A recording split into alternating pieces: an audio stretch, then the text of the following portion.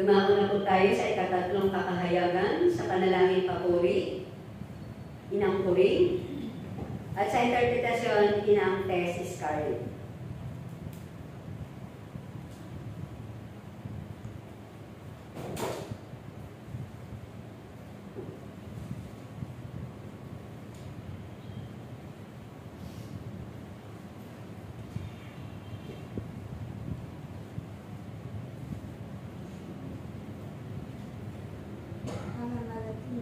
Sumay ng kapayapaan.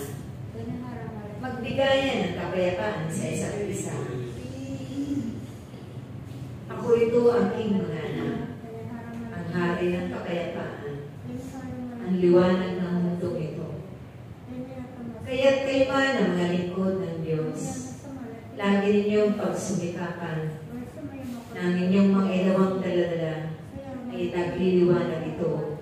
Higit pa sa mga liwanag na inyong napagmamasdan sa mundo ito. Sikapin ninyo na kayo ay maging isang ehemplo nila.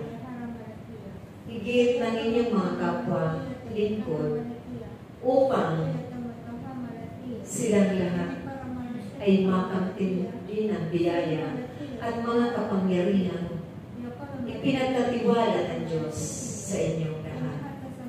Kaya't aking mga anak, lagi kayong mag-aral sa aking salita. Salita na magbibigay buhay, pag-asa, at biyaya, pagpapala. Salita na magbibigay ng bagong buhay sa mga nilikha ng Diyos. Salita na magliliwanag sa kanilang isipan, lalong-lalo na sa lahat ng makakarinig ng inyong mapapahayagan ito at mapapalaganakan sa mundo ito.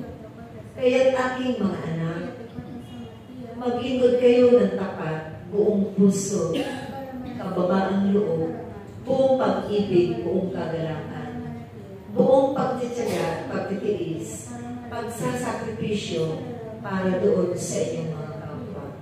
Ipanalangin ninyo ang inyong mga kapatid na nagdurusa sa ngayon, lalong-lalo na sa kasalukuyang ito, na sila man ay nakakaranas ng hagupit ng mabagsik na pinagtulutan ng Diyos sa mga tanging doon sa kanilang mga bayan.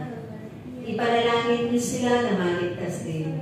Hindi nila maranasan na mawalan ng buhay, mawalan ng mga malis sa buhay, na mawalan ng pag-asa, kundi ang humingi ng awat habang sa Diyos.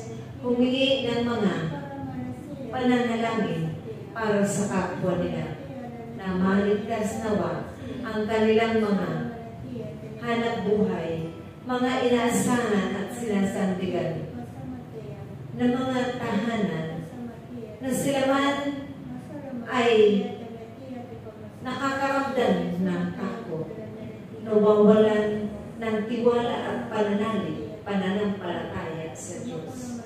Natawagin din nila ang Diyos ng buong puso, manalangin ng buong katapatan, sincero na nagmumula sa kanilang puso at kalooban, lalong-lalo na sa kanilang hinaharap na mga pagsubok sa ngayon.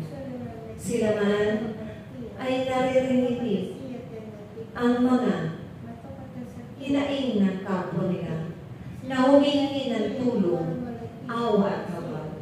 Subalit narito kayo na kanilang mga kapwa na naglilingkod sa Diyos. Ipanalangin niyo sila ng taimtim upang hindi na sila magaya pa doon sa mga nagdaang bagyo na maraming nawalan ng buhay. Nakaranas ng mga pagbaha at iba't ibang trahedya sa kanilang mga buhay. Kaya aking mga anak, napakapalad ninyo na kayo man ay narito sa araw ito na pinagpala ng anak. Pinagpala ang inyong mga buhay at pamumuhay sa araw-araw na kayo ay nakakakain ng ilang beses sa maghapon. Nakakangiti, nakakatulog ng mahimbing, nagagala, at may mga kalakas nararanasan ang pangangatawan. Nakakatanggap ng biyayang pagpapalat kagalingan. At tunay na ito ang mga ganting pagpapala sa inyong pagsasakripisyo. Inialay ninyo ang inyong mga buhay, nilimot ninyo ang inyong mga sarili para sa kapakanan ng tao. Kaya ipagpatuloy ninyo yan, aking mga anak. Yan ang mabubuting gawa. Yan ang pagpapala ng Diyos. Tulad ng isang mustasa na itinanim sa inyong mga puso't kalooban ng pag-ibig na yan. Nanaway hindi ito mauubos magpakailanman. Laging nariyan ang pag-ibig ninyo sa kapwa. Ipadamanin niyo ito, aking mga anak. Ipadamanin niyo doon sa naubusan na ng pag-ibig. Nawawalan ng saysay ang kanilang mga buhay. Na may Diyos na nagmamahal at nagpapahalaga sa kanilang lahat. Kaya aking mga anak, iyan ang inyong gawin at ipadama sa inyong paghayo sa kapwa ninyo. Sa bawat tahanan na inyong paruunan, na iahayag ninyo at ipapalaganap ninyo, ibabahagi ninyo ang salita ng Diyos. Nanaway tumimo sa kanila ang pag-ibig ng Diyos. Sa bawat tahanan, naway manatili doon ang kapayapaan at pag-ibig ng Diyos at tumimo sa kanila ang salita ng Diyos na ito ang magbibigay kaligtasan sa kanilang lahat. Aking mga anak, magkaisa kayo sa pananalangin para sa inyong mga kapatid, para sa kaligtasan nila sa mga salot ng trahedya, salot ng mga karamdaman. Yan ay tungkulin ninyo na ipagpatuloy ang pananalangin. Pananalangin na may pagkakaisa, pananalangin na may pagmamahalan sa isa't isa, na may pagmamalasakit aking mga. Ako ito si Jesus, ang liwanag ng mundo. Naway magliwanag lagi kayo, aking mga anak, para sa kanilang lahat. Magliwanag ang bawat isa.